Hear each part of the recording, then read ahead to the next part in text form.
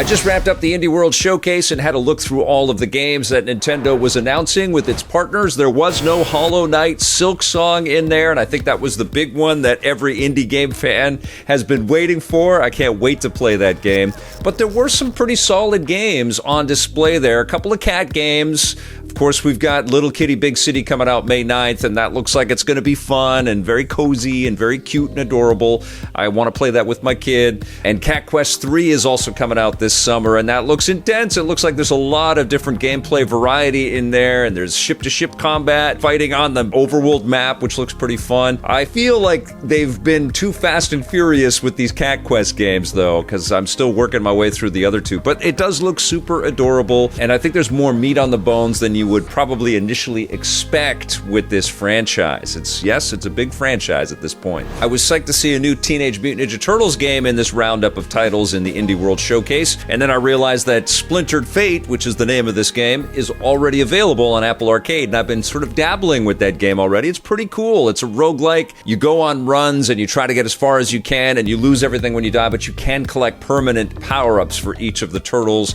and you can also play this co-op, which is pretty cool. You can also play it right now if you've got an iPhone and an Apple Arcade subscription. Same thing is true for Stitch, which is coming to the Switch today, I believe, and this is one of those puzzle games, super cozy, where you're drawing around Stitch patterns and sort of creating this living embroidery.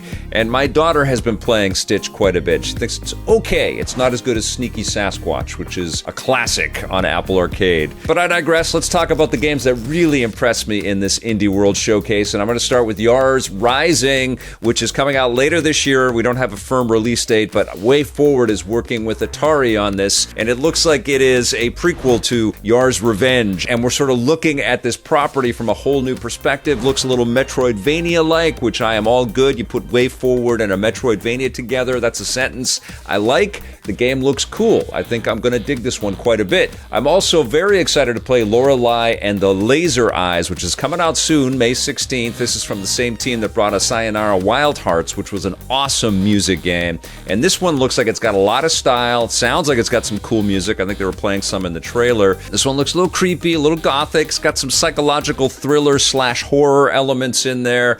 And it does look really freaking stylish and addictive, which is exactly what I could say about Sayonara Wild Hearts if you've never played that game. I am excited to play SteamWorld Heist 2, but I have to be honest, I didn't get too far in SteamWorld Heist 1, and the only thing that I would say to the teams at Image and Form and Thunderful is that perhaps we could slow down on the amount of SteamWorld games that you are making. I know that it's a big sort of universe that they're crafting with this SteamWorld brand and the franchise, and I love SteamWorld Dig 1 and 2, but I haven't played all of Build, and there's SteamWorld Heist, and I think there's other SteamWorld games as well. It's a cool universe, but they're coming out too quickly, and I don't know if you're letting gamers have enough time to savor them. That being said, this game looks incredibly ambitious, lots of cool character growth in there, lots of interesting art elements, real-time naval combat, just like in Cat's Quest. I do really dig this universe. These games are cool. I just want to have the time to kind of really appreciate these titles, but I am looking forward to SteamWorld Heist 2. Another game that's headed to Nintendo Switch that I've already played is Bzzzt. I think that's how you pronounce it. It's like a robot Super Meat Boy, and the levels are crazy and challenging. It's lasers. It's almost like if Clank was in a Super Meat Boy type of experience. So you get killed by rotating saws and lasers and all kinds of trips and traps and things like that. Really cool art style, really addictive. I've been playing it on the Steam Deck. It's very hard to put down. It's going to be a perfect fit on the Switch. A game that had a really strong showing in this showcase is Antonblast, which we've seen a little bit of before. It's got that Wario Land style of chaotic platform insanity. Super crazy fast, lots of over-the-top animations. It definitely evokes a little Pizza Tower, but I am all good for that. If this is a new trend in games, let's go manic, let's go crazy, let's go 90s with some of the art style here. Lots of really cool character elements there. You can play as Anton or Annie, and they've got a big effing hammer, and they're just blasting through all kinds of bad guys and obstructions, and they're trying to get to the devil who's stolen some of their souls. It looks like so much fun, and it's got an appropriate name. Antonblast comes out in November. Can't wait for that one. I thought Valley Peaks looked pretty interesting as well. Looked like it kind of fused a little jumping flash and sort of first-person climbing mechanics, and there's some cute mini games. It's all pastel-y colors with cute characters, and I think there's stickers and widgets and things that you can collect. Looks soothing, it looks chill, but it looks cool. I actually think that's going to be quite fun. I'm looking forward to playing Valley Peaks. But the game that I was most impressed by, because I think I had seen some of the teaser stuff on it, but I hadn't really had a good look at it like we did in this showcase, is Europa, which I believe was started by one person, Helder Pinto, and now he's had some people to come in and help him to realize this vision, but it looks incredibly ambitious, and I'll tell you what, it looks absolutely stunning. I don't know what the gameplay is going to end up being like. It looks like there's going to be a lot of traversal, a lot of exploration, but it does look so inviting. This is a world that I absolutely want to dive into. The demo's available now, so I definitely will check it out, but I was really impressed by the look of Europa, and my fingers are crossed that it turns out to be as good as it looks. So that was a quick look through a bunch of the titles that were at this Indie World Showcase. Another Crab's Treasure is coming up pretty soon too, and I am looking forward to that one. Nothing that really kind of knocked me out of my seat or anything like that. Nothing super megaton with the announcements and the reveals, but some cool looking games are definitely coming up. But I've got another indie game that I want to tell you about, and it's out on the Switch right now. I have been playing it on the Asus ROG Ally. Asus sent me one of these to use as a reference and to be able to play PC games on, and I decided that this was going to be the first game that I played entirely on the Asus ROG Ally, and I've been having a lot of fun with Harold Halibut. It is an adventure game, and the cool hook with this game is that it is all stop motion animation, so it's a lot of puppetry, and it's taken years and years and years for the developers to build this title, and you can feel the labor, you can feel the love injected into this experience every step of the way. You play this handyman that's on this sunken spaceship, and there is humanity sort of coexisting, but there is a day-night cycle that is driving everybody a little bit insane. Everybody has their own sort of unique positions and jobs, and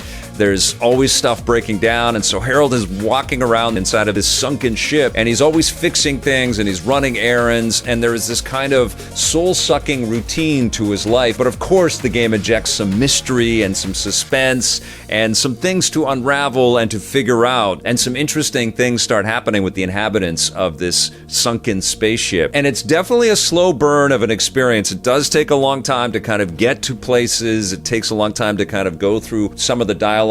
At first, you're just blown away by the artistry of everything. Like when you're looking at the texture detail on people's clothing, you realize that it's really cloth. It's really photographed dolls and puppets that have clothing on them. I was admiring somebody's jean outfit, some jean jacket, long sort of trench coat thing that they have, and I realized, wait a minute, all those little stitches were actually done for the figure that they digitized into this game. And the mechanics are actually pretty freaking cool.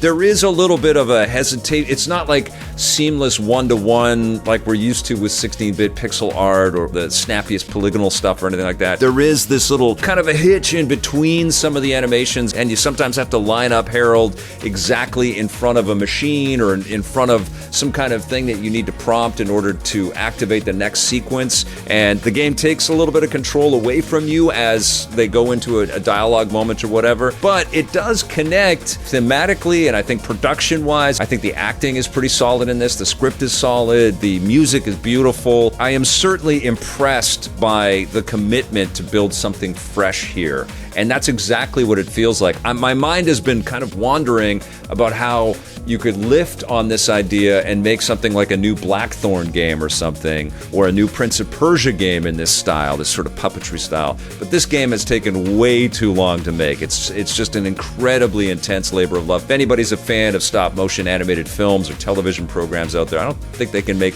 stop-motion TV shows, actually. I think that would take too long. But stop-motion films, they take forever to build because you're taking a picture of every frame of the animation, and so they had to do that here and then also inject all of this interactivity into it. But I have to say that the interactivity is kind of in quotes. There isn't a ton of like one-to-one precision that you're going to get in this game. They're kind of like interesting mini games where you're solving a computer puzzle or you're stacking a bunch of junk into a room or something like that. It's really the story. It's really the adventure kind of quality of this that starts to get into your veins and you want to figure out what's going on, because it's a slow burn. I have to warn you of that. If you're not into that kind of gameplay, it's not going to be the one one that maybe puts you over the edge. I have to say, though, that I'm such a big fan of stop motion animation that I was invested in this, and I certainly applaud everything that has gone into making Harold Halibut a reality. It's certainly got some cool Wes Anderson vibes with the setups, like everything in the ship is kind of from a side profile perspective, so you walk into rooms and you interact with people and with elements within these rooms, and then you escape into another one. You can almost feel, you know, the puppeteers orchestrating everything as you're playing through it. So it's definitely a cool game. I don't know if it's the adventure game that's going to put you over the top if you're not into these kinds of things. I have been hooked, though, by the aesthetics and the commitment. Definitely a unique video game experience. I'm going to give Harold Halibut a 7.5 out of 10. All right, you guys, that's it for this video. Hope you enjoyed my trip through all of this indie information and an indie game review. We'll see you soon. Thank you for watching, and until next time, play forever.